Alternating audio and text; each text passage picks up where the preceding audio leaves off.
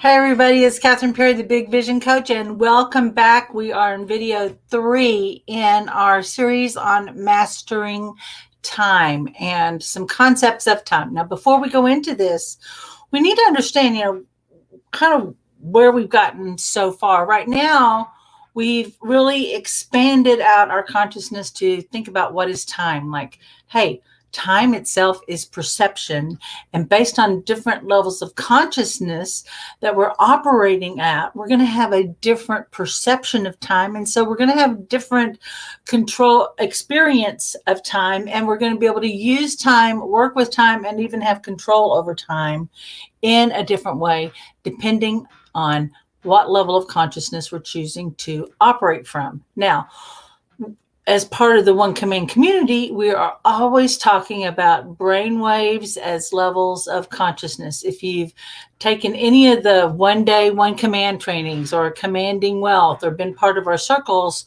we've got to have this discussion a lot. And at each level of consciousness, we have a particular sphere of influence, okay? And we have new levels of awareness. And we've talked about that. But then we've talked about when we are experiencing time in the dimensions of reality that we are currently aware of and that operate as the base of, as the result of the level of consciousness that we're in. Then we did our thought experiment, right? And we said, let's meet at Chez Chi Chi at 1 o'clock on the corner of First Street and Avenue A and First Street, right? And on the 5th floor in the bank building. And so we got to experience these different levels of reality. And then we brought in the concept of time, which normally is just spoken about as a measurement of speed. How long does it take the sun to cross the sky from point A to point B? How many of those times does the sun, as we go around the sun, and how many rotations are we making, right? So the earth is rotating and then it's rotating around the sun. And what is the measurement of that speed and the distance? And that gives us the time, right? And then from that, we learn about speed of light and all of these other ways that time and distance are measured. And it's all called time. But we found out too that we've got some other things that cause us to act in different layers of time through our perception, that we have a different understanding and we're able to move about. We can super focus in on a particular thing, and then we can go deeper, we can go out wide, we can move ourselves all the way around. And as we are doing that through our perception, then we are having an effect on time by what we're observing, right? And then we've learned the difference on how to be at the effect of time or the cause of actions happening in time. So we've already covered an awful lot of ground. Then there's been a little homework, but I want to dial back just a little bit. And in my examination of time, which I think this is when you really start studying the science of time and time management and the consciousness of time, it is fascinating. And I've thought about it a long time. And over the years, I've had reason to research it, for different things, especially in working with the One Command and levels of consciousness and understanding and all of that. But when I started really getting into it, it's like, who is talking about time? Right? How are they talking about it? How are the time management experts talking about it? How do scientists talk about it? And then I started looking at some of the philosophy and the application of time. And that took me to some of the spiritual teachings. And it took me all the way back to the ancient Greeks. And we're going to talk about today some of the Greek concepts of time and how we use them. Okay, so going over to our handout, we start out with Chronos. Now, Chronos is a Greek god, and Chronos is the father of Zeus. And Chronos in all of the literature, like if you started looking, if you put up Chronos, Greek god, images in a Google image search, you're going to see Chronos eating his children. And he's viewed as all destructive. It's a devouring force. And so when we're thinking about Chronos time, we're in that beta, right? We're in a limited view, and we're looking at what's in front of us. And when I talk about, hey, we have our idea of the past, the present, and the future, we are generally looking through the lens of Chronos. Okay.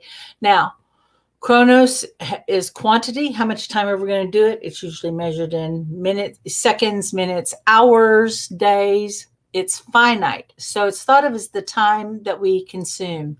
And that's, that would be, hey, I've got 8 hours in the day to make this happen. What am I going to do with it, right? And we're all given the same 8 hours, but we are not all given the same amount of gravity, the same considerations, right?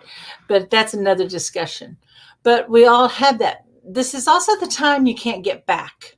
Right? We could, like, I'm in my 60s right now, and I would love to have a do-over in my 30s, not my teens, not my 20s, my 30s. My 40s, I don't know if there's anything I would change. I really loved it, but I can't get that back. I can recapture some of the activities that brought me joy. I can replicate those, and there's things I can do today that will have an effect on the future, but I only have control over today, right? And in thinking about this, you have to realize in this time that we consume, we've never once heard the story of the person that frittered away their life. They goofed off. They spent all their time watching TV and movies and just basically being lazy. And then one day they woke up, they worked really hard, and they regained everything from the past 20 years that they'd wasted. We've never heard that. That's what we're talking about. It's sequential. It's one happens after the other, after the other, after the other. Now, there can be things happening concurrently, but if you were to think about time as a line and that there was a past, a present, and a future, you're on a line. Okay. So timeline, right? And there could be other timelines affecting it. And but it's happening concurrently. This is how we normally operate in our daily reality. And it's even with rhythm, which is different than cycles. You would think they would be the same thing, but the rhythm is the measurement. And then the feeling of the rhythm and the beat, that takes us into another realm. But the rhythm itself is measurable. So that's Chronos time. We could look at clocks, calendars, and timelines, and those are all representations of Chronos time. Here's an interesting thing. Clocks go clockwise, right to left, because it represents the shadows of a sundial. And so everything that we are experiencing in time is a representation of a measurement. And that's important to know, because everything we're looking at is just a representation. So even if we are looking at our calendars, our schedules, the clock, it's just a representation of, one, we're noting how much time we might have left in a day, or we've set these deadlines, but the way that we're tracking it is emotionally. Yeah. So it's really important to notice that. Okay. Next, this is a wonderful time. And when I was doing my research, first I was kind of like, this is cool. I think I relate more to this kind of time because I'm more of a creative type of person. And it has to do with Kairos time. And what's interesting, Kairos is the Greek word for weather, right? So we're thinking more of that atmosphere. And Kairos was a Greek god. He's the youngest child of Zeus, and he's the personification of opportunity, luck, and favorable moments. Now, it's a little hard to tell in the picture, but in the picture, it shows that he's got this long hair on this forehead, and this kind of goes all the way around. And then he's actually bald in the back of his head. Okay, he's got the feathers, and he's got wings on his ankles, and then he's got the scales. Now, the reason he's got the long hair in front is, hey, so that you could grab a hold of him. But once he's gone, he's gone. You can't get a hold of him. And that's represented with the hair. So it's this quality of the moment. And it's really, we could say it's infinite, but it's this expanded time. You might call it that golden moment. You know, those sweet times when you're with somebody and it just feels like there's this lifetime of experience in these few moments, and that look, and, you know, holding your child in your arms, or when you're in that kind of amazing glow time with your customer, or if you're speaking and there's this moment, you're in this kind of expanded state with your audience, and you're connected and they're connected, and you meet it. And when they talk about it's the time that consumes us, it's when we are fully present. And this is when we're in flow. Okay. Now, it is seasonal and cyclical, but in terms of how think in terms of the time being ripe, being with fruit, right? Like, now's the perfect time. We're going to strike while it's hot, right? And we'll recognize it. But we're able to we're so in tune to our environment and ourselves inside of our environment that we are in time, on time. We're in this kind of flow state. And this also aligns to our internal circadian clock. And as I said, it represents that spiritual opportunity. Like, you see it, you know it, the time's right, and there's seems to be no gravity. There's no reason not to move or take action. An interesting thing that this could, because it's more cyclical, think about the seasons, right? Now, we know as the sun goes around, goes through its rotation, and then it makes its way around the sun, that there are times that the sun is shining more on the earth than it's not. And the times that it's shining more on the particular hemisphere, then we experience that as summer. And then sometimes we experience that as winter, right? And the days are longer and shorter. And so we understand that for everything, every time there is a season, every season there is a time. And within that time, we are not tied to, well, it's winter, I can't. We have an openness and a flexibility. We understand the season we're in, but we are not trying to control that season. Okay. So we're working with what is out at hand outside of us. Okay. Now, the astrology chart goes from left to right to represent the Earth's rotation around the sun and the seasons that it creates. So we're already seeing that time has this kind of nesting quality, that one's in type of another, and that we as humans and the observer and the experiencer of time, we have the ability to shift between these different levels and experience of time. Isn't that fun to think about? Oh my gosh.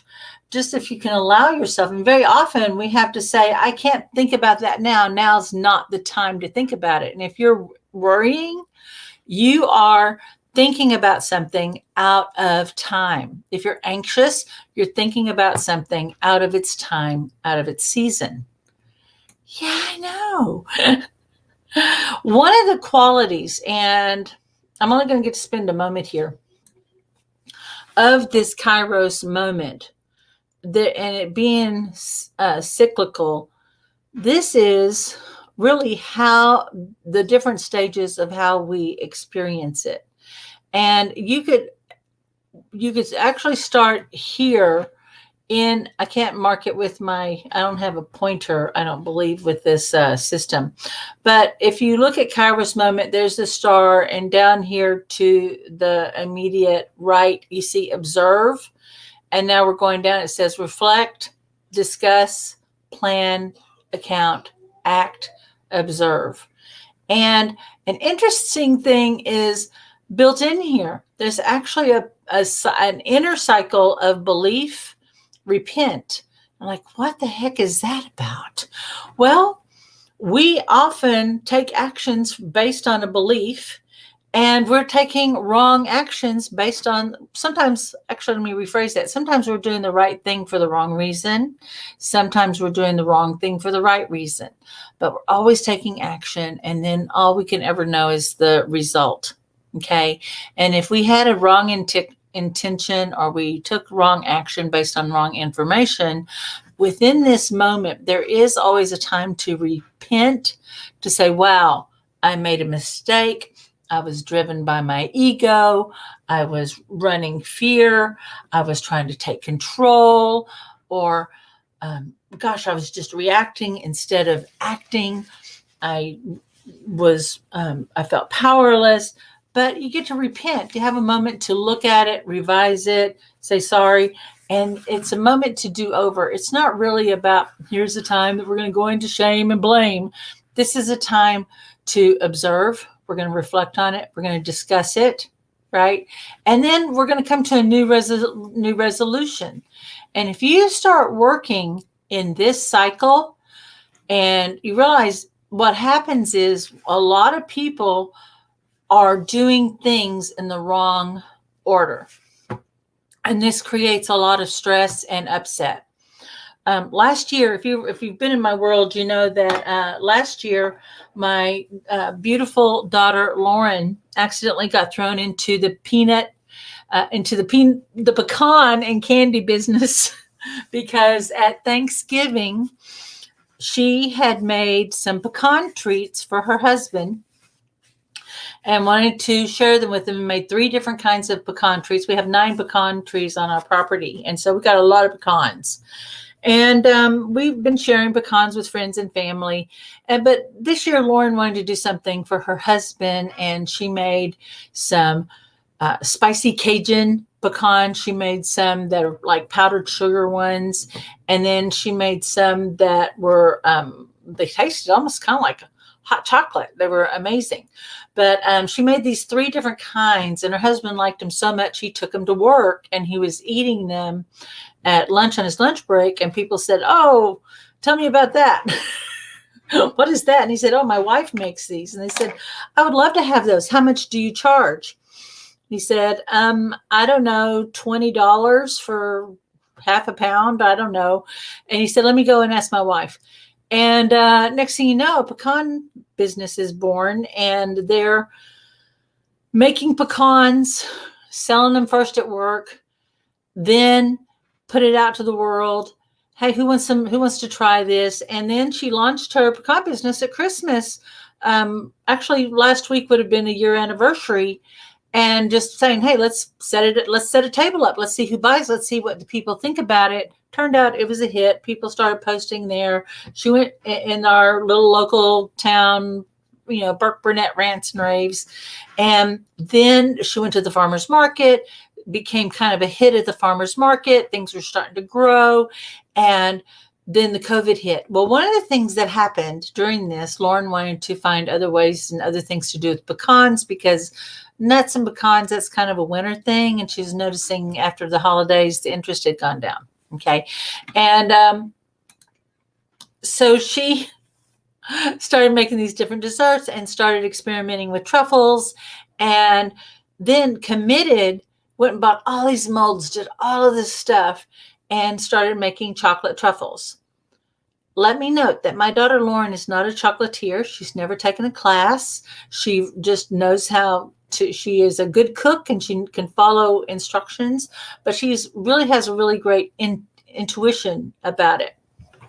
And so she started learning to make truffles, and she went ahead and put them out, and turned out people bought a lot of them, and they came back and bought more.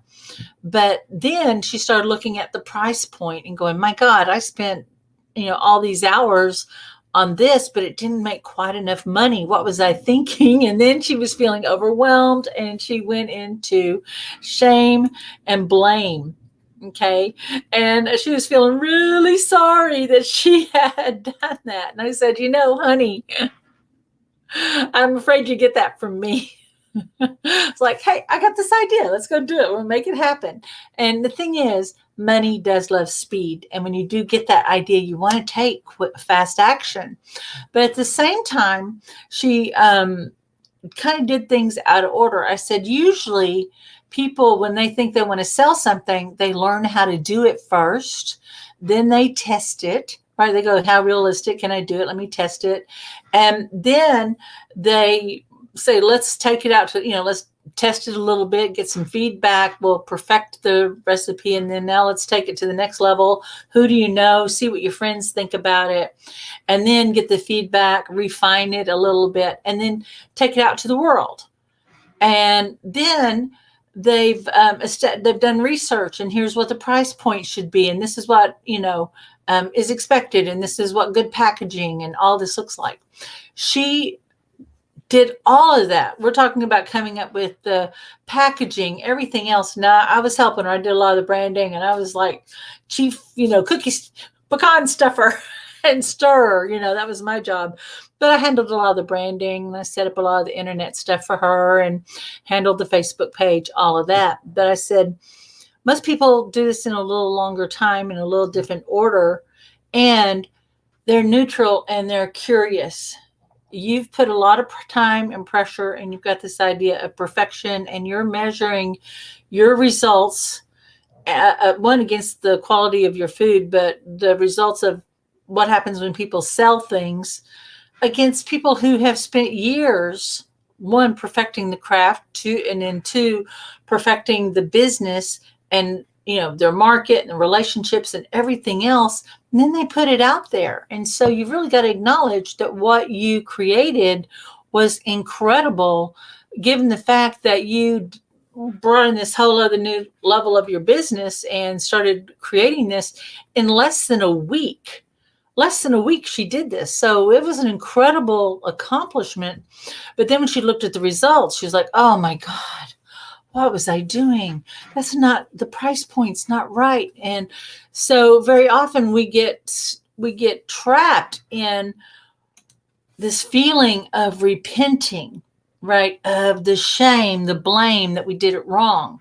But I want to let you know that when you look at it and you go, this isn't quite right, it's part of the process.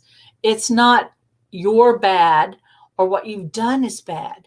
You've got to look at, was I ahead or was I behind? Do I need to devote more time? What is it? And there's always going to be that time of reflection, discussing it either with yourself or the other people in your life, whoever's involved. In business, we might say, hey, who are the stakeholders in the project? But we've got to have that time. And I really think a better word is to revise and reset. Okay. So, but generally, this is how it's really defined in this Kairos moment. And this is how you can create Kairos moments with intention. So this is a really powerful piece. And if you find this valuable, let me know, because I will definitely add this to the teaching. Okay. Now, the last level, and this is the level we live at a lot in the One Command world, and it is the Aion time. And this, in levels of consciousness, this is more of theta gamma. Now, in the last cycle, I forgot to mention that that's more of alpha time, because we're more in that observer, we're imagining. It's when we are using our imagination and vision, it's also tied to our memory banks. And so this is where the sweet memories are activated. Okay, so all of that's a function of alpha. Now we're going to come into the Aion, and that this is more of that theta gamma, because you're able to go into these different aspects of time. And you're not linear, it's not linear at all. But Aion was a Greek god. He represents the boundless quality of time and ages. And it's said that Aion actually preceded Chronos, and then Kairos came after Chronos, of course. But Aion is the time that's always been. It's eternal consciousness. It's all that is. And he's represented by this egg, but then there's the snake. Okay. And the Aion always goes and hangs out with these different aspects. Like right here, this is an astrological, this egg, if you look around, this is actually an astrology wheel. You see all the signs of the zodiac here. But he goes and hangs out with all these different ones. So he has an effect and an impact on everything. And the snake represents healing and awareness. Okay. So this is why it's very important. He's able to access and experience all levels of consciousness at once, and then be able to go into all these different levels of dimension, time, space. He has dominion over all the dimensions of time and all the cycles. He rules parallel universes. Again, memory and vision are expanded here. This is a greater part of it. As I said before, it kind of, that memory and vision, I may have gotten ahead of myself because it's stored here, right?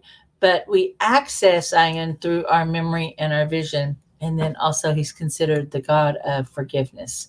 That eventually, once we come into this greater awareness, then we're released from ego, and it is what it is, right?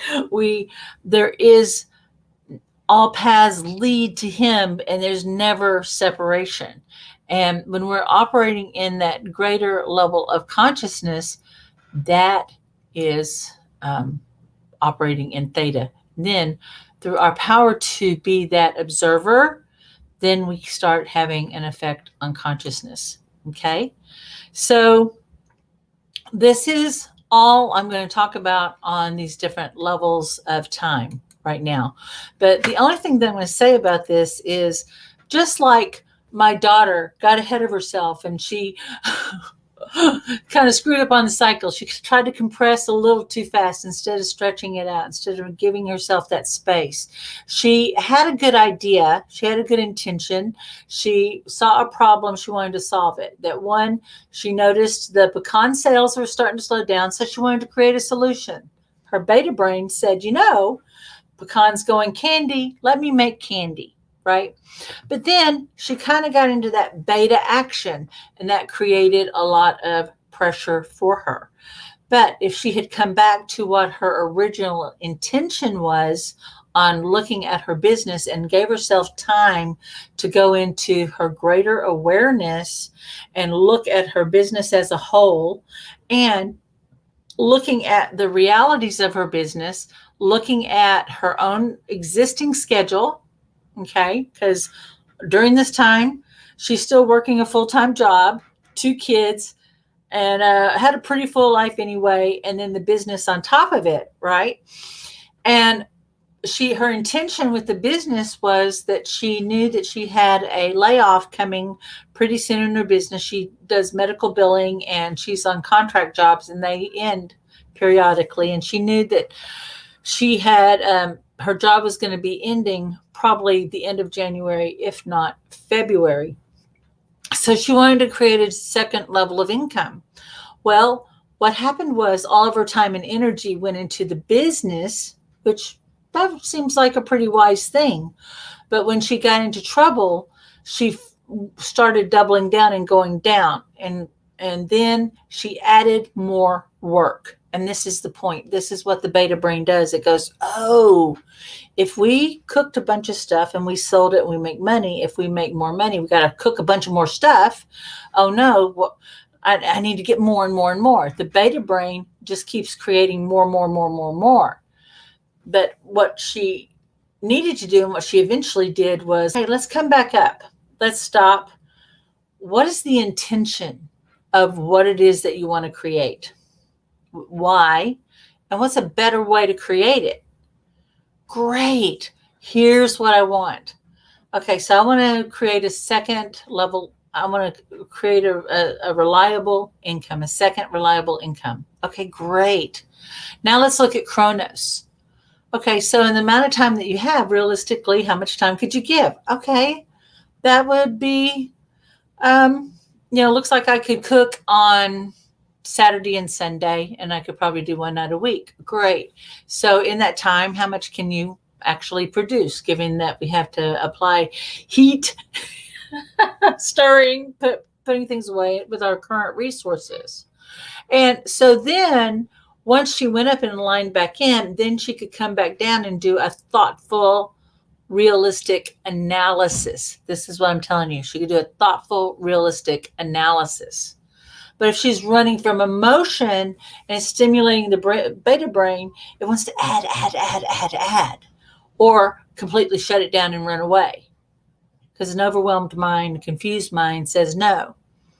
But as she started coming down, realistically, what works and what's most important here, and it could keep aligning back to her vision, which is the next step when we come into Kairos.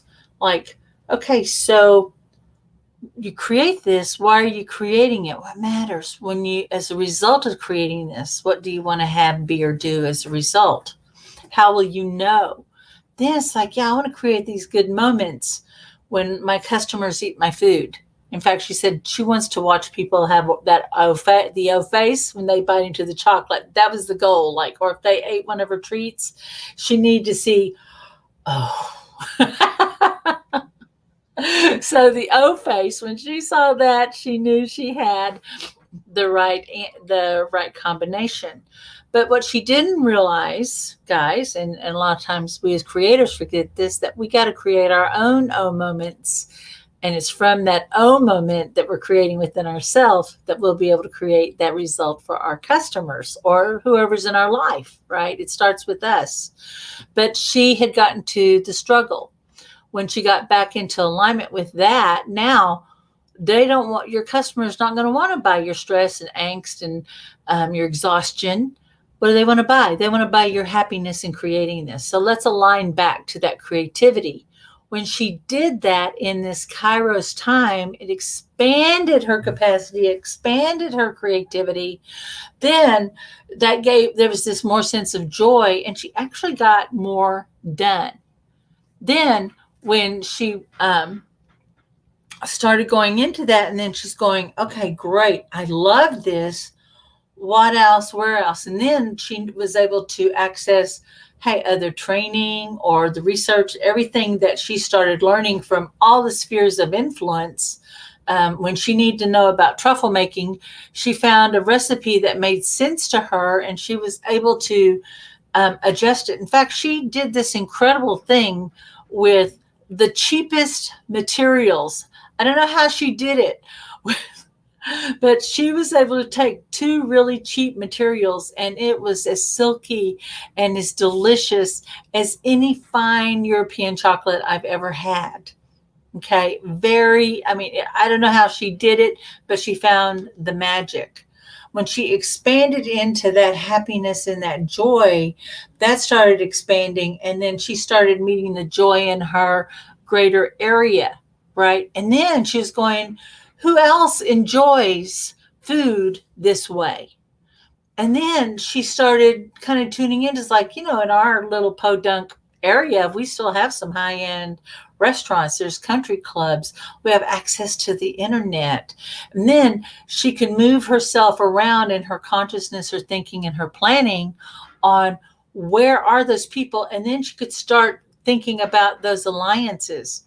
Then coming back into ordinary reality and following through the steps and keeping to her Chronos schedule, an incredible thing started happening. The world started passing by her table, and opportunities started coming to her. And this is what we're describing and everything we've talked about before in this little story of making pecans. And when she got herself in that right rhythm and positioning herself to these different levels of consciousness in her thinking, then time started aligning to her, and she could start using the different aspects of time, which contributed to her genius, which allowed her to have a different conversation with the universe, which opened these doors and these portals and parallel universes and brought in the answers, the people, and eventually the results that she was after. And it was incredible. And she made the decision. She was just about to open a commercial kitchen when COVID hit.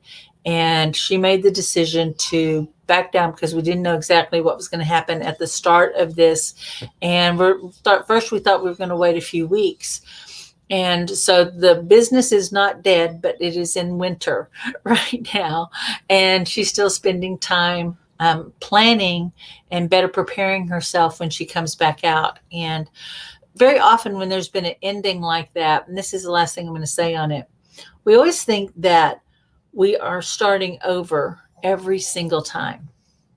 But when we are starting over, we're actually starting over on top of our experiences and a new level of skills, a new level of awareness, and we're going to get to where we want faster. And so when we think about these Kairos moments, when we think about that and being in that expanded state, okay, of this and being in that natural cycle, we're actually always building.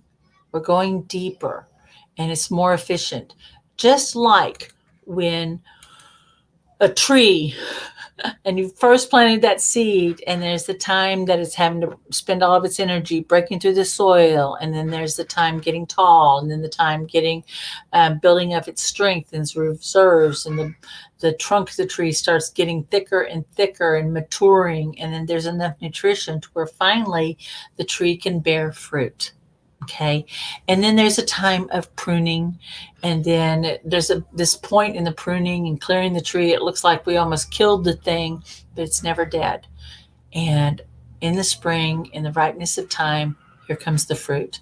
And you are exactly the same way, no matter where you think you are in your process. Even if you think you have said, I've burned it all down, there's nothing left.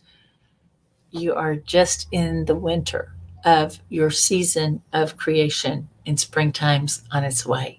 So having said that, I'm going to go ahead and end this portion, and I will see you real soon. Bye-bye.